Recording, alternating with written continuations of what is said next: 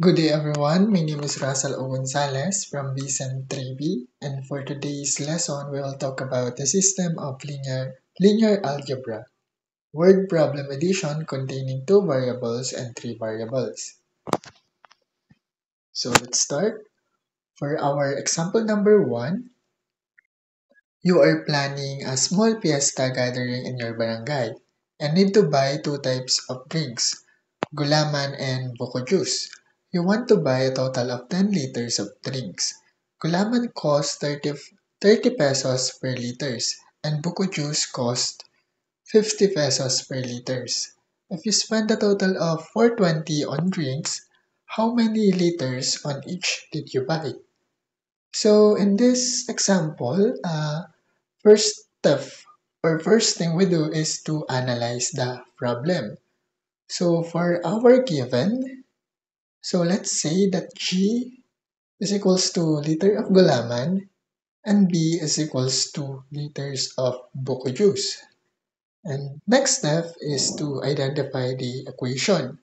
So for equation 1, we get G plus B is equals to 10 since 10 the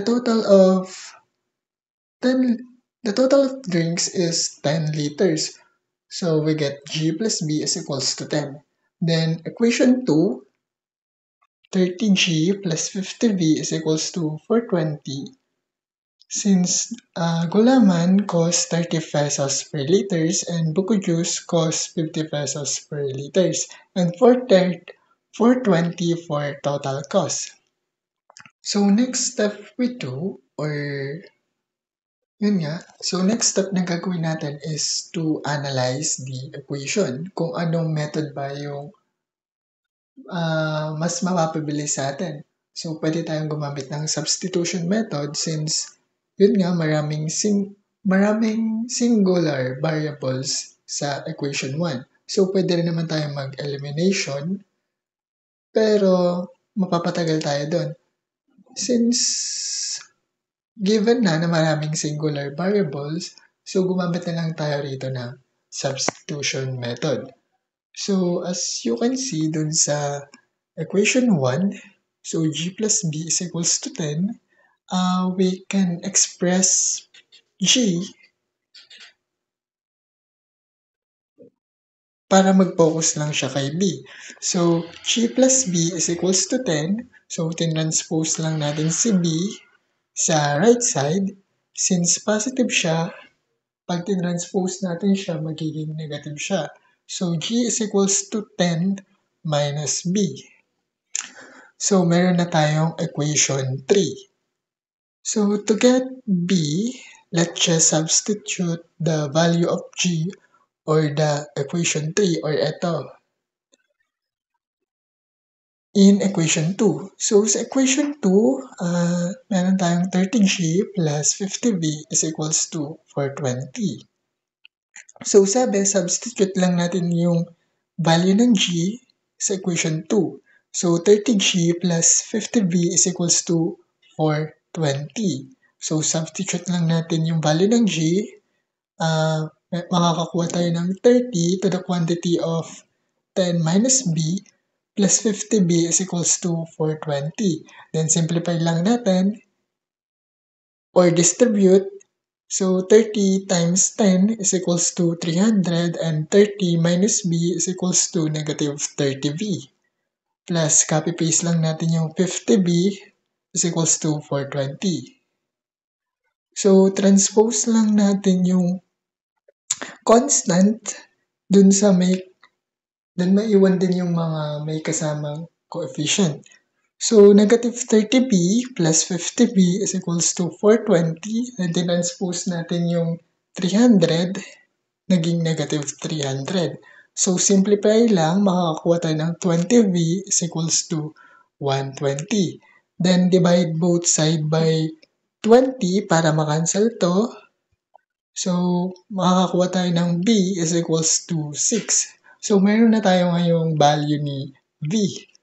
So pwede na nating makuha si G by using equation 3, then substitute lang natin yung value ni V. So, In equation 3, G is equals to 10 minus B. So G is equals to 10. Substitute lang natin yung value ng B, which is 6. So 10 minus 6 is equals to 4. So therefore, we bought 4 liters of gulaman and 6 liters of buko juice. So for our example number 2, Sarah is currently twice as old as her brother. In 5 years, the sum of their ages will be 40. How old are Sarah and her brother now? So let's say that, so let S is equals to Sarah's current age and B is equals to her brother's current age. So for our equation, we get equation 1, S is equals to 2B since Sarah is currently twice as old as her brother. And for equation number 2, we get quantity of S plus 5 plus quantity of B plus 5 is equals to 40 since as it said here, in 5 years, the sum of their ages will be 40. So, kung mapapansin nyo dito sa equation 1, naka-express na si S in terms dun kay B. So, pwede na tayo agad gumamit ng substitution method. Then, substitute lang natin equation 1 sa equation 2. So, dito, sa equation 2, pwede naman na natin agad itong i-simplify. So, makakakuha tayo dyan ng S plus B plus 10 is equals to 40 or ito. So, next step is to get B. Yun nga, isa-substitute lang natin yung value ng S sa equation 2. So, let's just substitute the value of equation 2. So, in equation 2, gamitin na natin yung na-simplify nating formula, which is yung S plus B plus 10 is equals to 40. Then, substitute lang ang value ni S dun sa S. So, makakakuha tayo ng 2B plus B is equals to 40 minus 10. So, simplify lang, makakakuha tayo ng 3B is equals to 30. Then, divide both side by 3B, makakancel na natin si 3. Then, matitira si B is equals to, so 30 divide 3 is equals to 10. So, B is equals to 10. So, mayroon na tayong value ni B. So, to get S naman, let B is equals to 10 and use equation 1 or yung S is equals to 2B. So, S is equals to, S is equals to 2, then substitute lang natin yung value ni B, which is 10. 2 times 10 is equals to 20. So, therefore, we can say that Sarah is currently 20 years old and her brother is 10 years old. For our example number 3, a fruit basket contains apple, banana, and oranges. There are 12 fruits in total. The number of apples plus the number of bananas equals 8. The numbers of bananas plus the number of orange equals 7. How many of each fruits are there? So let's say that A is equals to number of apples, B is equals to number of bananas, and C is equals to number of orange. For equation 1, we get A plus B plus C is equals to 12 since as it said here, there are 12 fruits in total. Meaning to say, apples plus bananas plus orange is equals to 12. So for our equation number 2, numbers of apples plus numbers of bananas is equals to 8. And for equation number 3, the number of bananas plus number of orange is equals to 7. So B plus C is equals to 7. So by that, makikita naman natin agad na pwede na tayo gumamit agad dito ng substitution method since napakadaming variables na singular term. So for equation number 2, we can express A in terms of B. So A is equals to 8 minus B. Since tinranspose lang natin yung B, or itong B na to, tinranspose lang natin siya kaya naging negative B siya. So from equation 3, we can express C in terms of B. So tinranspose lang ulit natin yung B, kaya naging negative B siya. So substitute lang natin yung value ni A and C into equation 1 since doon natin magagamit yung parehong value ni A saka yung C. So in equation 1, sinubstitute lang natin yung value ni A. We get A quantity of 8 minus B plus quantity of 7 minus B is equals to 12.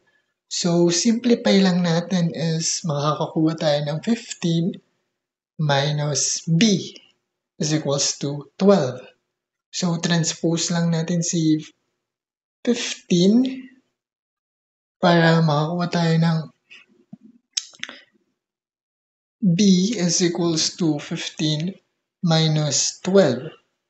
So mali pala ako. Ang transpose na dito is yung negative B. So, pwede rin naman na si negative 15 yung itatranspose, pero din kasi, i-divide pa natin siya both side by negative 1. So, ganun din, positive din yung kakalabasan. So, we get B is equals to 15 minus 12, then B is equals to 3. So, meron na tayong value ngayon ni B, and to find A and C, let B is equals to 3. So, balik lang tayo ron sa mga in-express nating equation. Then, doon natin i-substitute yung value ni B. So, for A is equals to 8 minus B. Then, substitute lang natin si B. A is equals to 8 minus 3 now. So, 8 is equals to 5. And for C is equals to So A is equals to 5.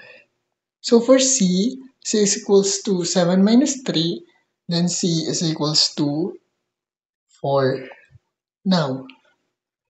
So for our conclusion, therefore, there are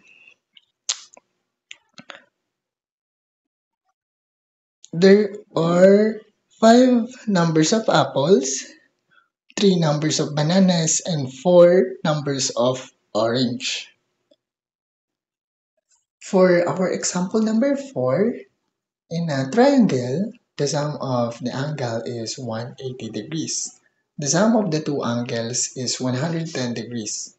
The difference between these two angles is 30 degrees. Find the measure of each angle. So let's say that x, y, z be the angles. So for equation 1, so madali lang naman intindihan yung equation 1 since sabi rito, 3 angles is equals to 180 degrees. And for equation number 2, x plus y is equals to 110. Since sabi rito, the sum of two angles is 110 degrees. And for equation 3, so the difference of that angle is 30 degrees. So x minus y is equals to 30 since negative since difference. So for solution naman, kung mapapansin nyo dun sa equation number 2 and equation number 3, madali na lang natin may eliminate si y since naka-express na siya dun sa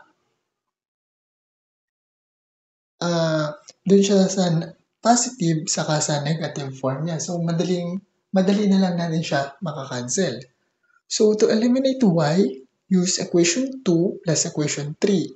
So x plus y is equals to 110 and x minus y is equals to 30. So cancel na dito si y since positive saka negative siya. So x plus x is equals to 2x is equals to 110 plus 30 is equals to 140. So, divide lang natin siya both side dun sa 2 since yun yung kasama ni x. So, para yun nga, para makancel yung kasama ni x, then 2x is equals to 40, then divide both side. 2 divide 2, makakancel na si 2 is equals to 140, then x is equals to 70. Since 140 divide 2 is equals to 70. So to get y, let x is equals to 70 and use equation 2. Since yun nga, meron tayong value ni x. So for equation 2, x plus y is equals to 110. So substitute lang natin yung value ni x. Makakakuha tayo ng 70 plus y is equals to 110. Then transpose lang natin ulit sa 70. Positive, pag transpose magiging negative. So 110 minus 70 is equals to 40. So y now is equals to 40. So to get c naman, since meron na tayong value ni x and y, pwede na natin i-substitute yung mga value na to para makuha si c. So to get c, let x is equals to 70, y is equals to 40, and use equation 1. Equation 1 is equals to x plus y plus c is equals to 180. Then substitute lang natin yung mga value. 70 plus 40, ito, plus c is equals to 180. So 110 plus c is equals to 180. Then transpose lang natin itong 110 dito, magiging negative. So c is equals to 180 minus 110. Then 180 minus 110 is equals to 70. So c is equals to 70. So therefore, the measure of the angles are 70 degrees, 40 degrees, and 70 degrees. And we can say that this triangle is called isosceles triangle. So that's end our discussion. Thank you for watching. I hope you learned something from me. Goodbye.